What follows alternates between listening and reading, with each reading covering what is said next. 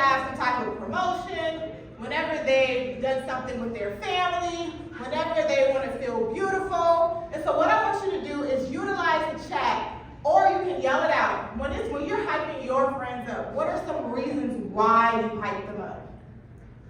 What are some reasons why you hype them up? You can either put it in the chat or you can yell it out. Reasons why you hype them up. Reasons why we hype our besties up.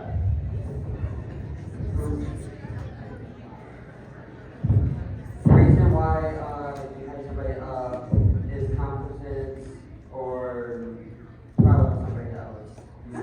Like if somebody is upset, you can help them with ability. I love it. Awesome. Yes, you want to build their confidence. Something that they did or you want them to do because they're good at it. Go ahead, what about you? What's the reason why you hype your bestie up? For their self-esteem. For self-esteem. I have someone else that says it's a way that we heal each other and I never know what they're going through. That's a good one. Anybody else want to say one more out loud? Why do you hype your bestie up? We have a lot here. To stop them from overthinking. Oh, yes. That's literally my best friend's number one reason for hyping me up, because I overthink everything. Right? So when we realize why we hype our besties up, many times, without us even knowing, it's tied to culture. We hype them up because they look good, the way that they dress. We hype them up because of something they said or how they said it, which was really nice, the way that they communicate. We hype them up because something happened in their family. They got a brother or a sister, or their mom got married, or something happened. We hype them up. And many times, without us even knowing, we're hyping up people because we are elevating their culture. So let's think about that. Values and beliefs, communication patterns, social relationships. Whenever somebody makes a team, whenever someone wins something, whether it's in student body government, all of those things, we're hyping them up for that because we're proud of them. That's all part of elements of culture. All right? So we're going to talk more about that in our breakout session. But let's discuss what is culture. So when you think of the word culture, what is it that you think of? Once again, you can say it out loud, or you can put it in the chat. Music, fashion, history, art. Go ahead, say it. Video games, makeup, food, hair, cars. You said cars? Okay. So all of those things, right? If we were to categorize them, they could somewhat fit into an element of culture. Even cars, right? Because cars can be a social relationship. Cars can be a part of traditions and customs when we talk about things getting passed down. Makeup and fashion is about dress, right? Even as far as religious practices have a lot to do with fashion and makeup. So when we really look at the things that we talk about every single day, they are tied to the 10 elements of culture. Guess what's not on there that a lot of people, when they think of culture, race, gender, right? A lot of times when we talk about culture, we automatically go to race or gender. And yes, those play a fact in developing culture, but these are the elements of culture. Which means when we look at how we can best relate to each other, when we look at how we can best understand each other, we can look at these 10 elements. Okay? So, what is culture? It provides identity. Can I get somebody to read one box for me? This young lady right here. Yes. Provides identity, beliefs, values, and behavior. Thank you. What is something that you value? A belief that you value? Who wants to say it out loud or who wants to write it in the chat? Family. Good. Family? Loyalty. Loyalty. Honesty. Right? Box number 2. Who wants to read box number 2? Thank you. Is learned. Oh. Go ahead. And learn through experiences, family, community, and general society. Thank you, thank you. So culture is something that is learned. If I were to sneeze right now, what should you say? I should. Did you come out the womb knowing that? No.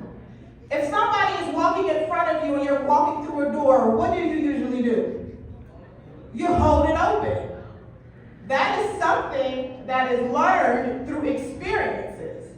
That is a part of culture. So part of the things that I did, right, I used to work in a correctional facility for juveniles. And every morning I was on the unit with them, and every morning I would walk in, good morning, good morning. And do you know they had the nerve not to say it back? Oh, how rude. No home training. How dare they? But really, is that the case? Or is it just culture? The way that their family, the way that they communicate, they did not tie saying good morning to being respectful. Because that was something that I learned because of my own experience. So what happens a lot of times is we get ourselves in conflicts because we don't understand other people's culture. Has someone ever said something, did something, or looked at you a certain way, and you just was like, what was that? And little did they know that they offended you. But it's because of how their culture is. And that is why communication and talking about these types of things are important. Okay? Last one, number 3. Yes, start right here. Exactly what happened. Because of my culture, my perception of the gentleman was impacted. And so what happens is we carry ourselves through this life with a mindset that we believe is true because of how we were raised in our own experiences, and it impacts the way in what we think about others. And that's where we get implicit bias. So implicit bias, a lot of people get this confused. People feel like you shouldn't have implicit bias. If I say peanut butter, you'll say what? Jam, jelly. If I say rice, what do you think of? Rice and pigs, rice and chicken, rice and what? Somebody say something else. Cakes, rice cakes. If I say Beyonce, what do you think? Queen. Like what else? But why? If I say LeBron, what do you say? Everything that you just said is an implicit bias. Does that make you wrong? No.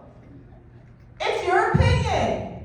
You have it because it's how you were raised, it's what your experience is, it's what you best identify as. Implicit bias is natural. However, what makes us competent and make sure that we are appreciative of everyone is now, because somebody said cakes when I say rice, even though I think of rice and peas, I say, oh, okay, well now I'm aware that there's someone out there who thinks of cakes for rice cakes, and that makes sense. I can see that, rice cakes, yeah. And I take that information and I carry it with me so that I no longer think somebody's weird because they think of rice cakes. I don't believe that if people don't say rice and peas that something's wrong. No. I now am aware and I now appreciate and respect rice cakes. So thank you. Does that make sense? That makes sense.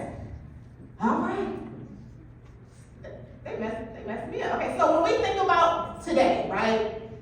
What you guys have been going through over the last few weeks, you've been talking about diversity, equity, inclusion. Who can tell me some things that they have learned over the process? Just anything. What's something that stuck out over the different sessions that you've had? Anybody? Or you'll put it in the chat? I got you.